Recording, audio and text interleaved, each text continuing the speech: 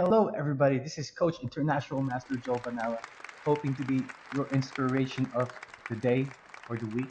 Who knows? And it's been a while since I was able to make a video, but one of the things that I really want to do as a chess coach and also as a person is to inspire you to keep working hard and reach your dream. Right now, let me help you reach your dream to become a stronger player. Anyway, for the quote or the question of this video. And I want you guys to comment below, what do you think is an ideal player? As a rule of self enhancement, make sure that you just don't think about your friends, but think about your favorite player. Compare yourself to somebody you think is very strong. Hopefully, this question will help you realize what type of work that you have to do in your chess. Anyway, if you have a chance, please comment below on your thoughts, and I will see you guys in a little bit. Bye bye. Hello, everybody. Welcome back. And this is our position right now in a very quiet opening, like the Italian game, where both players are keen and more focused on maneuvering and outplaying the other. Here, with the black pieces, which is myself against former world champion Alexander Kostyanyuk. I dropped the bomb and played rook takes f3. What a move! What a powerful move indeed. If you guys found that, congratulations. But the question is, what had happened before we reached this position? We're gonna go back and start from move number one and see what happened. In a critical game in a title Tuesday, I was playing I think Grandmaster and former world champion Alexander Kostyanyuk, and it was such an honor. At the time, I had a chance to place top five, maybe, if I had won my last game against Grandmaster Connor Holt, but I lost that game. But it's okay because in chess, it's not all about your result, but seeing the improvements in your game. E4, E5, Knight F3, Knight C6, just your typical Italian game. Castle, and this move order has been very popular recently for a long time. C3 was almost automatic for many players, but castling gives White's flexibility to maximum because he could put the knight on C3, uh, or she could play D3 and just keep the pawn on C2. But here, we're just going to follow the fundamentals and develop. D3, bishop G5 is the threat, so A6. However, bishop g5 isn't dangerous at all. If you're not castled on the king side yet, for instance, if white plays bishop g5 now, black could play h6, bishop h4, you could play g5, and bishop g3, and this is what I call lemon squeezy. This bishop is not going to see the sunlight for quite a long time because it's blocked off by the pawn, which he wants to take right now. So that means we just want to play d6, and after d6, okay, that is a really, really, really abysmal bishop. Now we could either castle on the king side, and a lot of you guys are probably going to say, I don't want to castle there. So you have another option. You haven't weakened your queen side yet, especially if you haven't castled on the king side yet. So bishop g4, queen e7, castle would be ideal, and it's a pretty good position for black. Lemon squeezy. So after bishop g5, that's not a problem. So I don't have to, to prevent that.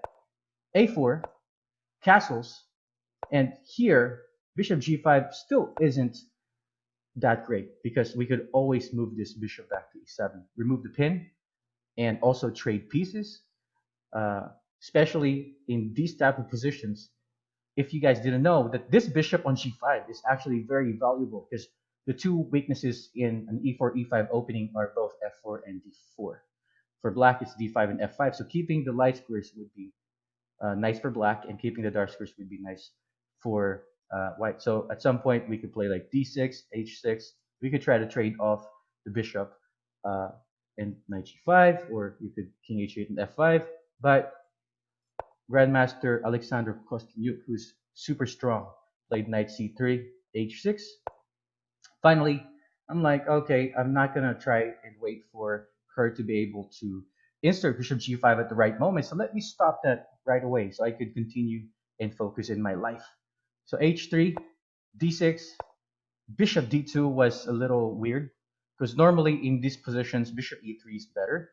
And the point is, if I take, now the weaknesses in white's position uh, have they have been fixed, and at the same time they get an open file, which is going to be one of our main topic of the day. So she played bishop d2. This is a very passive move, and already I was wondering why she put the bishop on d2.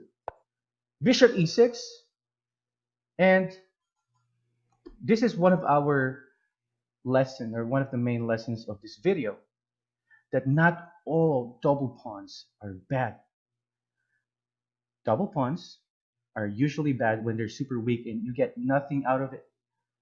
But one thing that you could take away from this video is that when you have double pawns, it also means that your position, especially double pawns in the center, gain more space and control over the center, and you get the open file.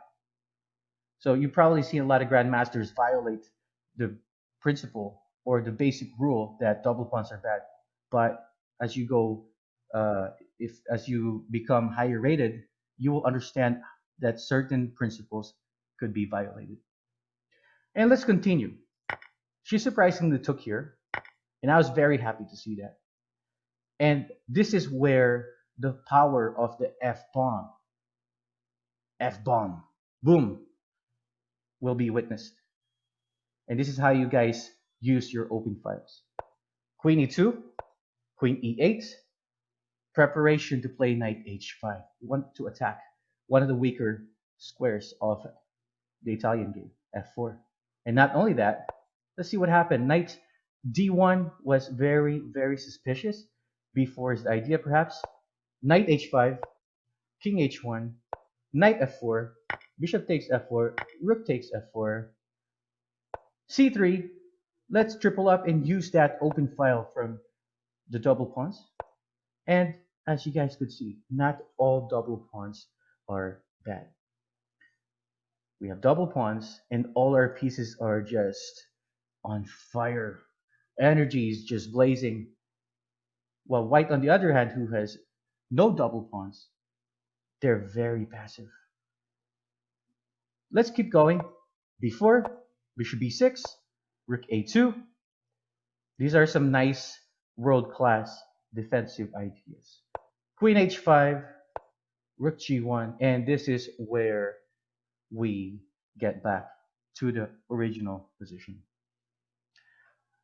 Rook takes f3, g takes f3, and queen takes h3. And that is how the game was concluded. So hopefully you could apply this in your games, and remember that not all double pawns are bad. Because sometimes when you get open files for your double pawns, it could really allow you to activate all your pieces. Hopefully you guys like this video, and please don't forget to like and subscribe, and don't forget to use your F bombs. All right, thank you for tuning in, and I will see you guys later. Bye bye.